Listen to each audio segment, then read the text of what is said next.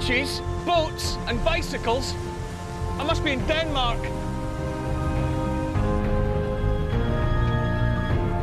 For most of us, this is uncharted territory.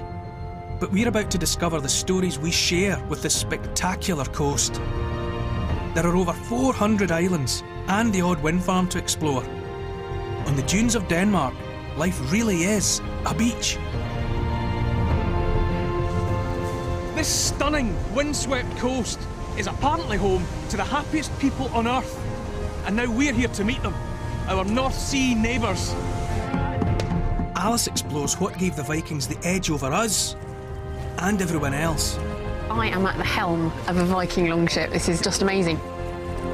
Nick discovers what the Great British Breakfast owes to the pigs of Jutland. There are 2 porkers for every person in Denmark. That's over 12 million pigs. Miranda's on a deer stalk with a difference.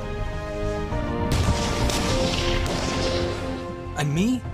I want to know what the Danes have got to smile about.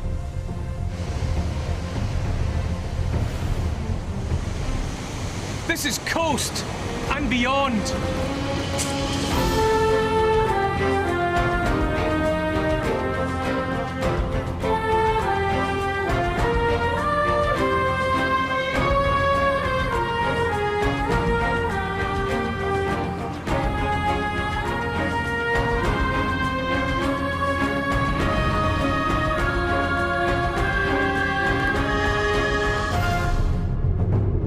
From Scotland, we've crossed the North Sea to embark on a great Danish journey.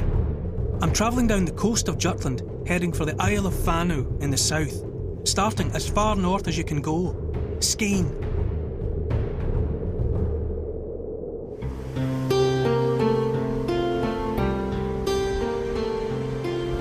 This is the tip of the top of Denmark, where 2 great bodies of water meet.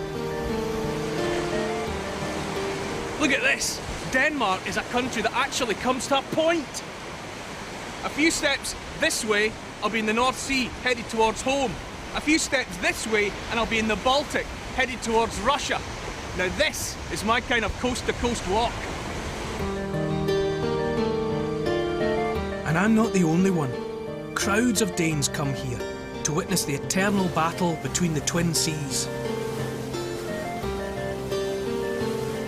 It's captivating to watch opposing currents collide as 2 waters wrestle for control.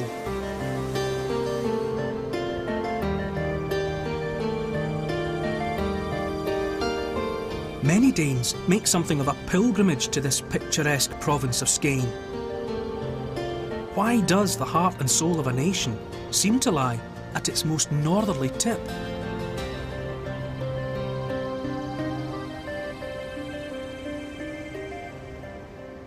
I'm hoping Skagen Museum Director Lisetta Vind Ebsen can shed some light. Oh yeah. It's so flat and the sea on either side, it just feels like the sea could take it. Take it all, yeah. British people are fond of saying that they're a sea-going island race. Do Danes have this connection to the sea? I think it is, yes. And it probably goes back to the Vikings. We are still proud of the Vikings, I suppose, and the coast and the sea does mean a lot. And I mean, in Denmark you're always close to the sea, and especially here in Skagen, where you have 2 different seas. I've heard that the Danish are the happiest people in the world. Can that be true? Well, I've heard that as well, and I guess the Danes are very happy. And why? It's only like 5 or 5.5 million people here, and Danish people are happy people. They're warm. They have a lot of hygge. Hygge? Hygge is really hard to translate to any language in the world. It's a very Danish word, and I suppose it means friendly or cozy. You can have a hyggelig time. A hyggelig time? A hyggelig time. You're making this up. No. Is this just something that Danish people say to foreigners to make them go away?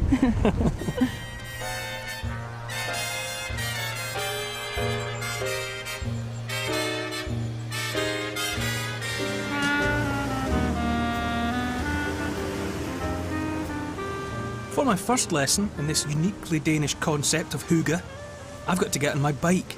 like everyone else here. Am I having hygge? Maybe. Something tells me I need to investigate further.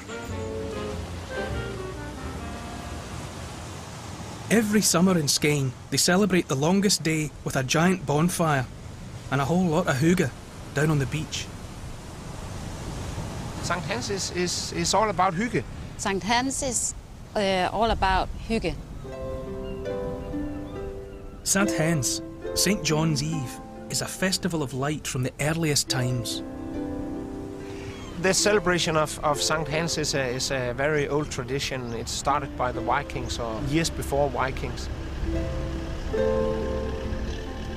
You put the witch on the fire and then you light the fire, sending the bad spirits away. You come dressed as you are. You don't have to dress up to come and hygge sig. We are going to sit at the beach and have some wine and it will all be hygge. And people will have a beer and just walk around and have some small talk with each other. It's very romantic.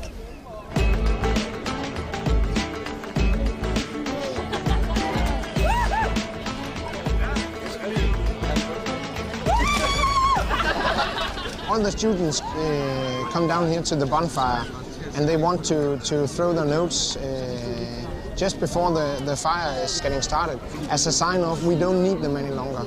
So it has become a tradition that they all do that for Sankt Hans evening now.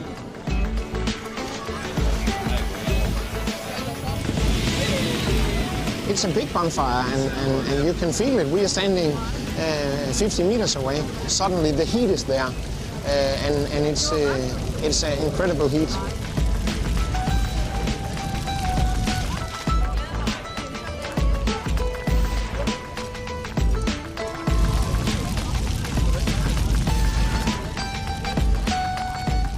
It was a lovely evening.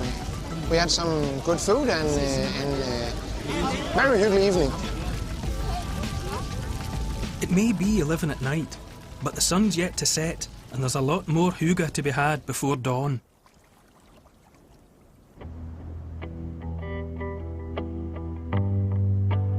Winds whip over northern Jutland.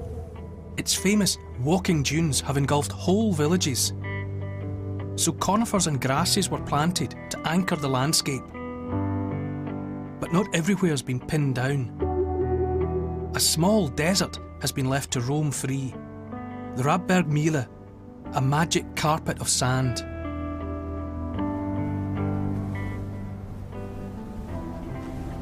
This entire dune system is ceaselessly on the move.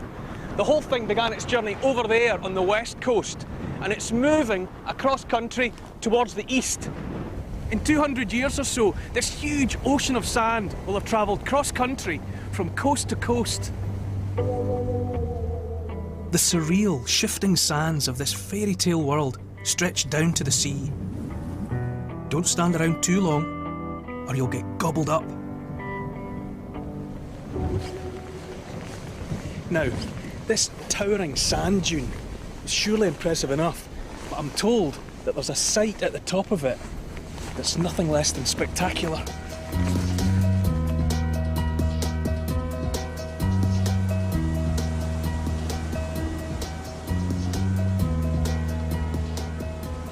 Look at that! That's like a special effect from a film about the end of the world. Lighthouses, as we all know, are built for protection from the power of the sea. How ironic then that this tower should have been overwhelmed by a much slower moving wave of sand.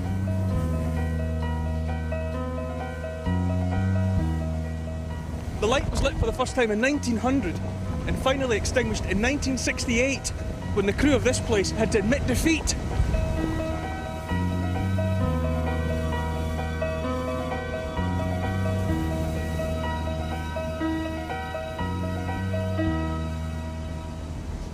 Some 1600 years ago, people from hereabouts in Jutland began getting in boats and heading for Britain. They left behind their own sandy shores and headed instead for the fertile lands of Kent and the Isle of Wight. The Jutes of Jutland were followed some 500 years later by more famous and fearsome Danes, the Vikings. Over on the east coast is Roskilde. It's an ancient capital of Viking power. Here, over 1,000 years ago, they planned raids on Britain